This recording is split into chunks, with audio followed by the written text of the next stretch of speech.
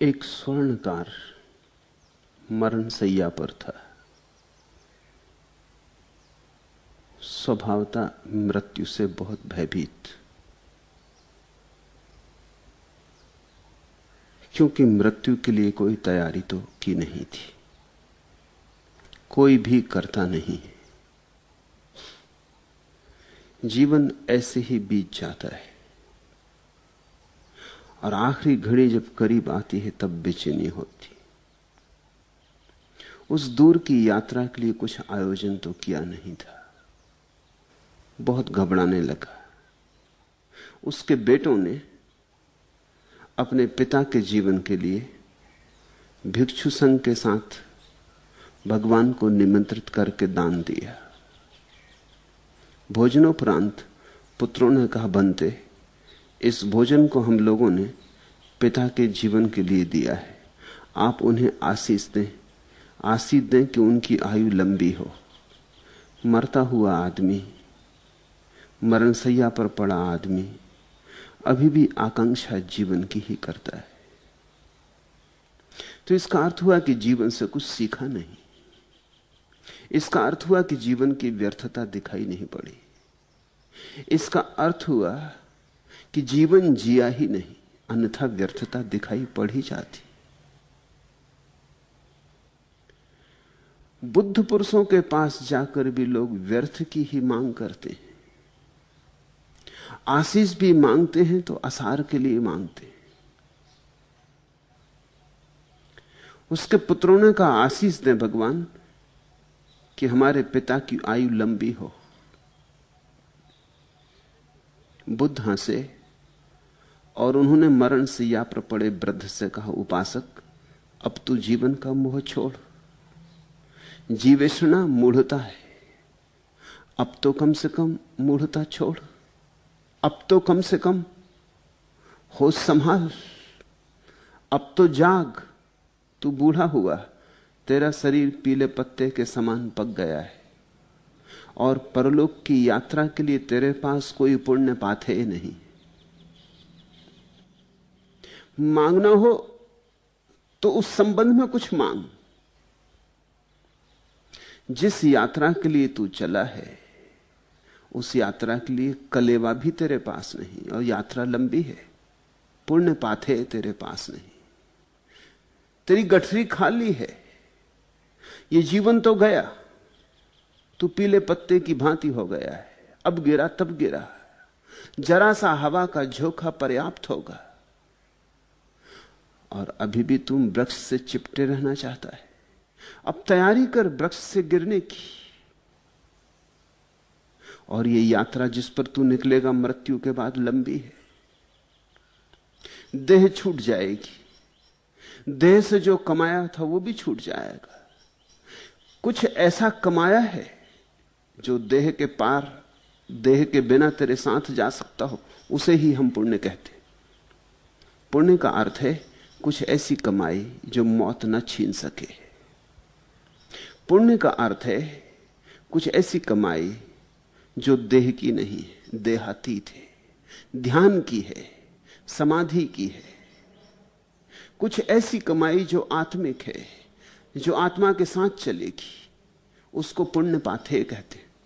पाथेय का अर्थ होता है यात्रा के लिए कलेवा। रास्ते में भूख लगेगी तो कुछ पाथेय होना चाहिए। तो बुद्ध ने कहा कि परलोक की यात्रा के लिए तेरे पास कोई पुण्य पाथेय नहीं, और अब भी तू जीवन की आकांक्षा करता है, और अब भी तू मांग रहा है कि और लंबा जीवन मिले। इतने लंबे जीवन से क्या पाया? बूढ़ा, काफी बूढ़ा था, 100 वर्ष का होगा। इतने लंबे जीवन से क्या पाया? अब मूढ़ता छोड़। 100 वर्ष में नहीं मिला तो 2-4 वर्ष और जी लेगा तो क्या मिलेगा? 100 वर्ष में गंवाया ही तो 2-4 वर्ष में और थोड़ा गंवा लेगा, और क्या होगा? बुद्ध ने कहा, अब जीवन की नहीं, अपनी खोज कर। अब अपनी प्रतिष्ठा कर, अपना केंद्र खोज। उसे खोज जो अमृत है। मौत से जूझने का वही उपाय है। मौत से जूझने का उपाय जीवन नहीं है, क्योंकि जीवन को तो मौत जीत ही लेती, सदा जीत लेती। देखा चिकित्सा शास्त्र ने कितना विकास कर लिया है, आदमी को कितनी औषधियां उपलब्ध हो गई, लेकिन मृत्यु की दर तो 100% की 100% है। जितने आदमी पैदा होते हैं उतने आदमी मरते हैं। मृत्यु की दर 100% ही रहेगी। मृत्यु की दर कभी कम नहीं होने वाली। चाहे दवाएं हो, चाहे आयोजन हो, आदमी थोड़ा लंबा जी लेगा, लेकिन मौत तो आनी ही है। ऐसा कभी भी ना होगा कि मौत 99% हो, कि 100 बच्चे पैदा हों और 99 आदमी मरे और एक बच जाए। मृत्यु दर सुनिश्चित है। जीवन में तूने पाया क्या? बुद्ध उससे पूछने लगे। ये बात बड़ी कठोर है। मरते आदमी से ऐसी बात पूछनी नहीं चाहिए। मरते आदमी को तो हम सांत्वना देते, मरते आदमी को तो हम लोरी सुनाते हैं कि वो सो जाए शांति से। मरते आदमी को हम ऐसे कठोर सत्य नहीं कहते। लेकिन बुद्ध ने बड़ा कठोर सत्य कहा।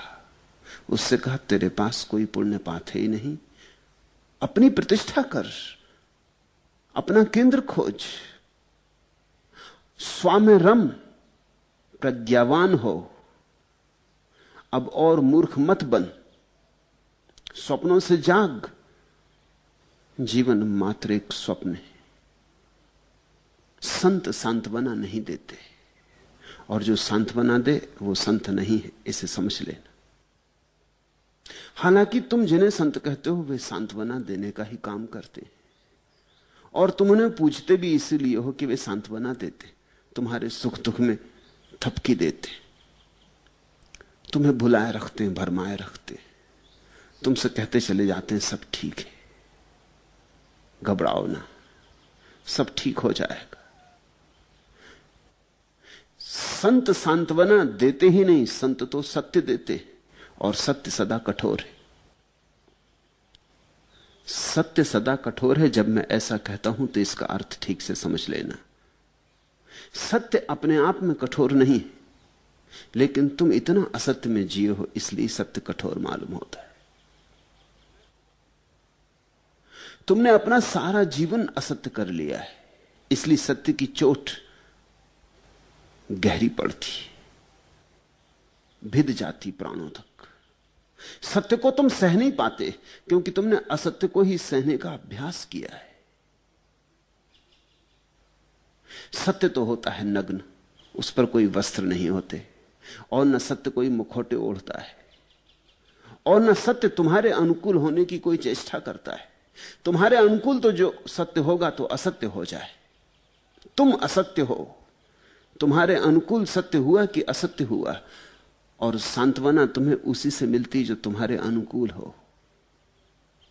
जो तुम्हारे प्रतिकूल हो उससे चोट लगती। ख्याल रखना, सत्य में कोई चोट नहीं है, क्योंकि तुमने असत्य का अभ्यास कर रखा है, इसलिए चोट है। सत्य जटिल नहीं है, सत्य तो बड़ा सरल है, लेकिन तुम जटिल हो।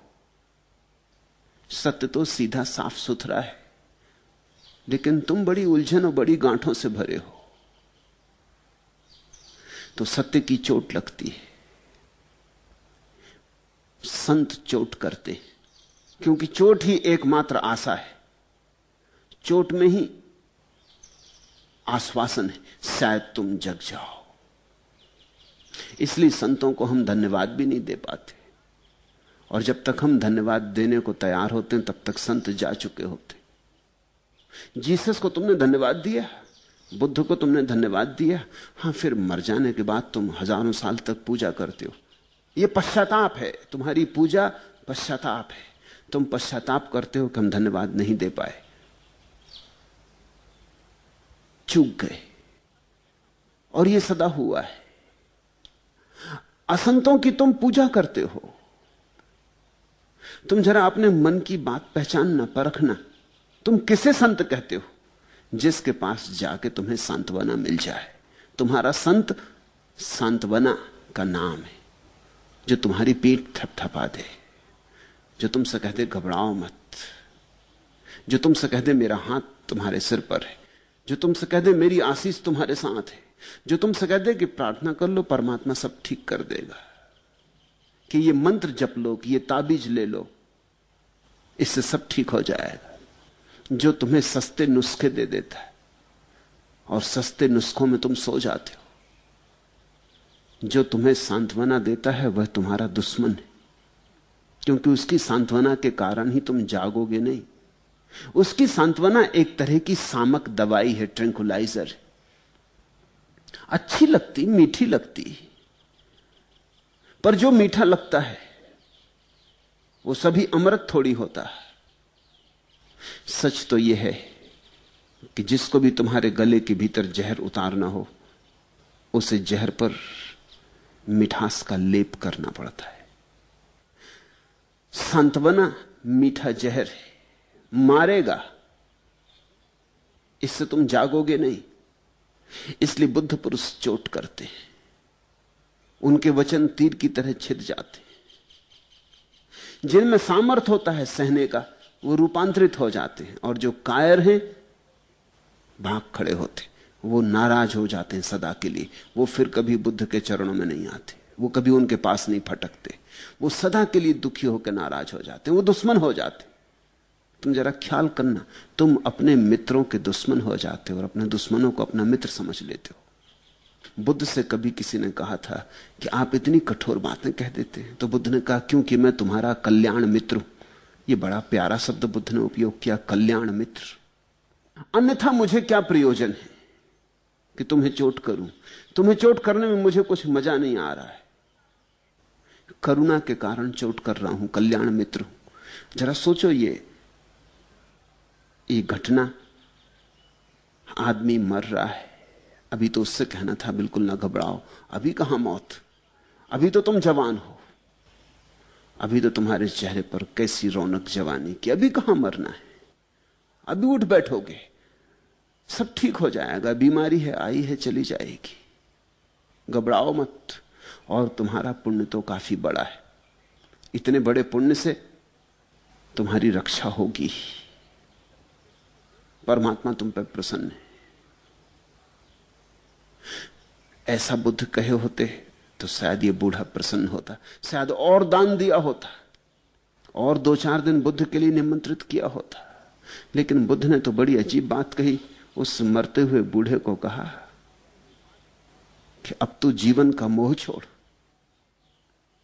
मूढ़ता काफी हो चुकी, 100 वर्ष कुछ कम नहीं होते, इतने दिन भटक लिया अंधा होके, अब तो आंखें खोल, इस जीवन में धरा क्या है जिसकी तू मांग कर रहा है? इससे मिला क्या है, मिलेगा क्या, कब किसको क्या मिला है? हाथ आखिर राख से भरे रह जाते। होश को संभाल। बुद्ध कहने लगे कुछ पुण्य पाथे इकट्ठा कर ले, तू बिल्कुल भिखारी है। स्वर्णकार बड़ा धनी था, वो श्रावस्ती नगर का सबसे बड़ा सुनार था, सबसे बड़ा सराफ था, उसके पास धन बहुत था। लेकिन बुद्ध उससे कह रहे हैं तू भिखारी है, क्योंकि तेरे पास पुण्य पाथे नहीं, तेरे पास ध्यान तो बिल्कुल नहीं है। ये धन क्या काम पड़ेगा, ये जरा भी काम नहीं पड़ेगा, ये धन तो यहीं पड़ा रह जाएगा।